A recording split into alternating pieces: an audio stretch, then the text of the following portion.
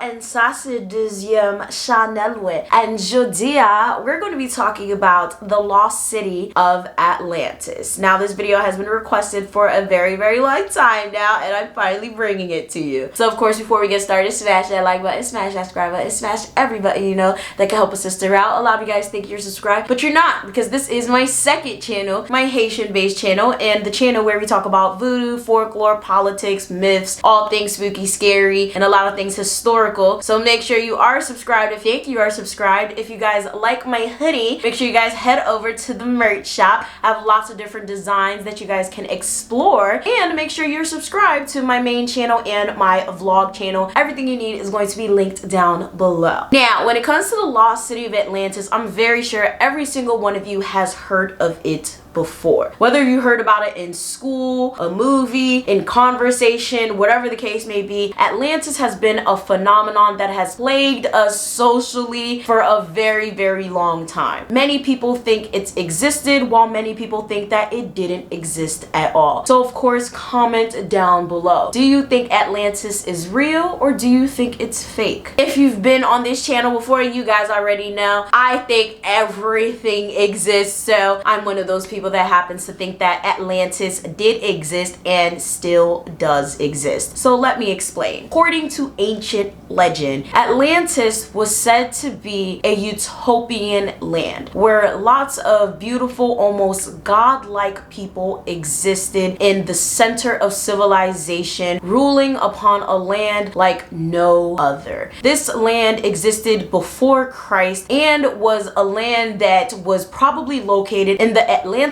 Ocean or the Mediterranean Sea. Now let me just point out that Atlantis could have been anywhere, okay? Every single body of water has been explored in terms of where Atlantis could have been, okay? Now Atlantis was thought of being the most greatest civilization, okay? We're talking about advanced technology, beautiful people, like I said, godlike people. This was not any regular type of civilization. However, these people were so great that they thought that they were better than other people. By 9600 BC, they thought that they were so great that they should attack the Greek city of Athens. And when this attack failed, all hell broke loose. Earthquakes shook, hurricanes, tsunamis, you name it, okay? And Atlantis was devoured in destruction in literally just a matter of hours, like literally like in the snap of a finger. In one day and in one night, Atlantis was gone and never seen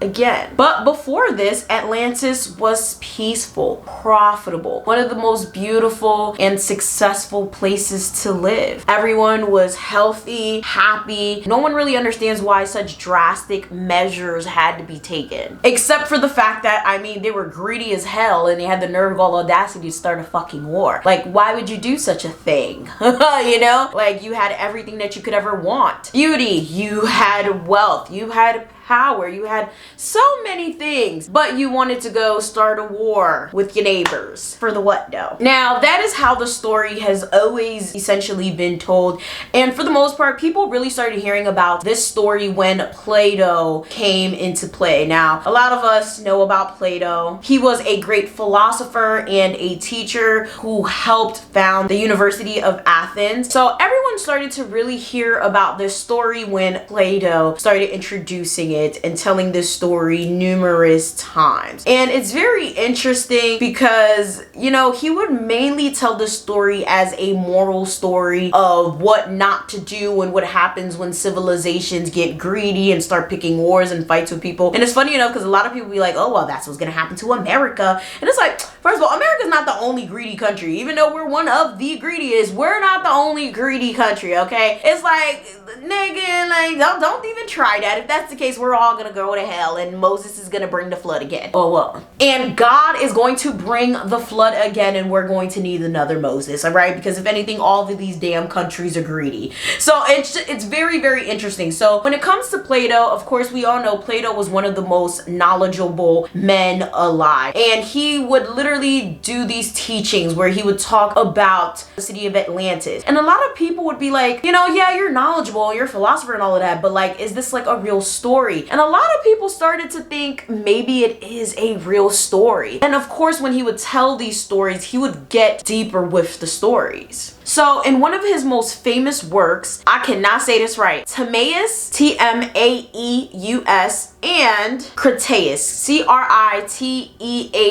I'm probably not saying that right, y'all. He wrote about an island that was swallowed up by the ocean. And this island's supposed to be, you know, a bigger than Turkey, mountainous region. And according to Plato, this work that he wrote, Poseidon actually built this island to protect a mortal woman that he fell in love with. And her name was Plato. I hope I'm saying that right. Let's just establish that I can't say shit right, okay? And essentially, the way he built it was an island with a couple of rings around it, so it'd be harder to get to her. So, I mean, that's a really good countermeasure, right? You know, instead of putting like a gate or anything else, you know, he just built several rings around it so it would keep her safe. She did give birth to about 5 sons, 2 of which became rulers of the land. I believe they even had a statue after Poseidon in the land. Like, it was a whole family affair, all right? It was a whole thing. And of course, the children being half Poseidon and half the woman that he loved that was mortal, the children at this point were half mortal and half god. And they became rulers of this land and everything was all good, of course, until everyone who was involved became extremely greedy. Now, something else to keep in mind about Atlantis is Atlantis also had silver, gold, and other precious stones and metals on the land, and that made it extremely valuable. It had rare, exotic, beautiful wildlife and plants that you wouldn't find anywhere else in the world. The capital city was literally in the central part of the island, and it was just beautiful. Everyone went there and did their shopping or whatever the case may be. Like, it was like the place to be. For generations, everyone lived a very prosperous yet simple life, but slowly but surely, everyone at Atlantis just started to change. And no one really understands why. They started to just want more and more and more.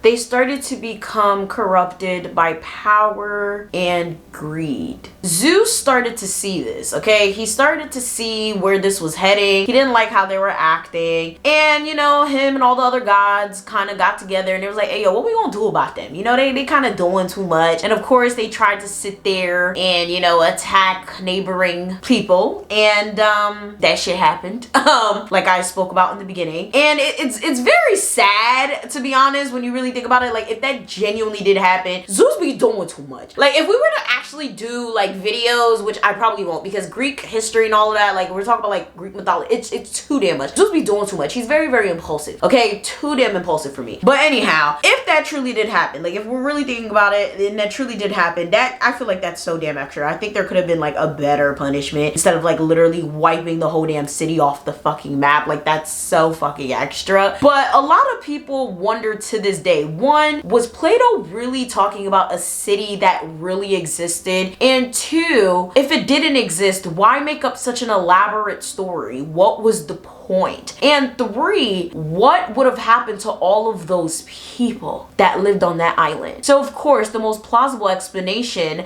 that a lot of people have had is, oh my god, Atlantis still exists. It just exists underwater, and Atlantis has to be where the mermaids are, where the mermaids live. And that is probably the main reason I had started looking into Atlantis as a whole, because as you guys know, I talk about mermaids a lot on this channel. And it's funny because when I first heard about mermaids, that was the first thing that a lot of people would tell me, like, oh my god, yeah, Atlantis, that's where the mermaids are. And I remember another theory I had heard, I think I was watching a Discovery Channel documentary about mermaids, and one theory was, yeah, you know, probably during evolution or during some sort of tragic event, one day probably humans were probably sent down into the water or probably migrated to the water in some way, somehow evolved into some sort of half human, half fish, and that's probably how we have mermaids. And I was just just like, you know, as weird and ridiculous as that sound, that actually makes sense because everyone and everything has evolved, you know, everything evolves every couple thousand years or so, right? And when you really think about it, this is like this Atlantis situation happened like before Christ.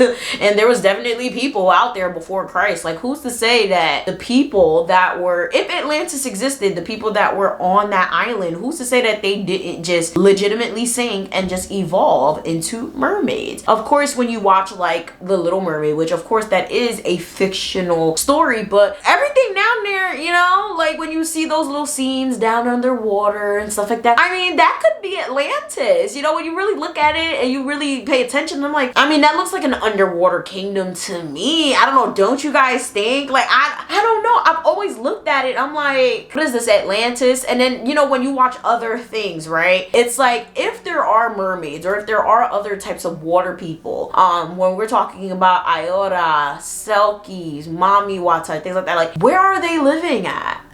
Like, where, like, they can't just be living under a rock under the water. I think it's kind of boring. Like, don't they need some like Netflix and chill? Like, I mean, okay, I mean, who knows? They could probably have like a whole different world down there that clearly we can't see or have access to. But not only that, like, they have to have something. We can't be that ignorant that we think that even if there are some sort of other living creatures under there, they don't have their own life and their own world under there. Of course, we have not explored much of the water, right? We've explored a very small percentage. There has to be something else under there. So Plato also said that Atlantis had been passed down for over 9,000 years before his time. And the story was passed down by poets, philosophers, and other people before him. So it's just very interesting because it's like, wait, Plato's already like way before. So now it's like, wait, where did the first story come from then? Did it really exist? So of course, now there's been scientists, historians, and so many other people hunting for the truth. Like, where did this story come from? And where is the real Atlantis? Like, can we find pieces in truth to what the real Atlantis is? So very few scientists think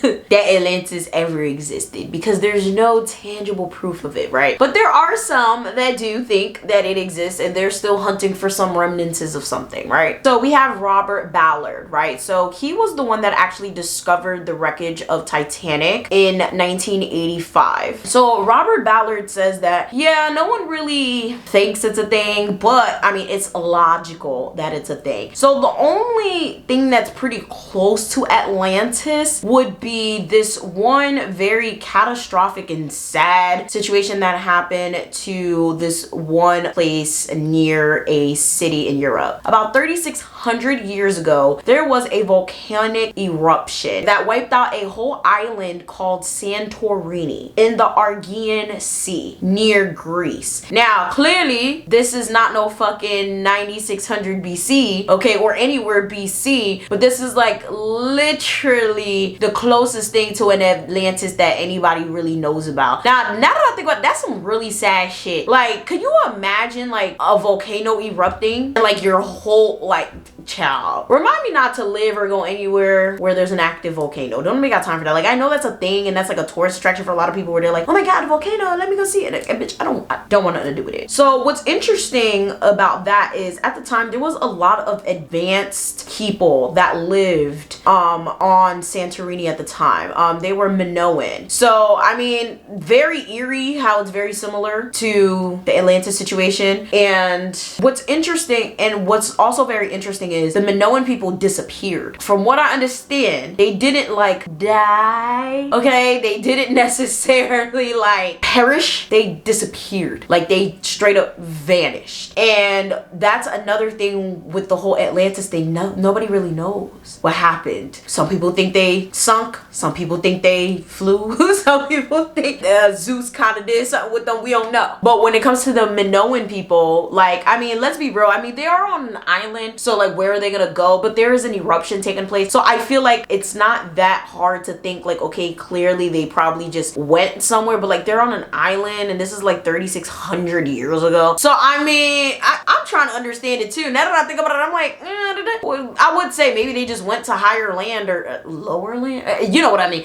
They probably just escaped, but 3,600 years ago, this ain't now where they could have just called somebody, you know? So where do you guys think they went? Because that is pretty weird. That's pretty freaky. All in all, a lot of people do seem to think that Atlantis may have been just a moral story to get people to act the fuck right. Don't be greedy and your life will be great. Be greedy and you might end up like Atlantis. But to be quite honest, a lot of people think that Atlantis may coincide with the Marine Kingdom, which is a video I will be working on very, very soon. A lot of people think that it may be coinciding with hell itself. A lot of other people think that it just may be all a myth. It's all fun and games. While some people just think that there's way more to it that we just haven't discovered yet. What do you think? Make sure you guys like, share, subscribe, do all that. And I'm gonna see y'all next time. Bye!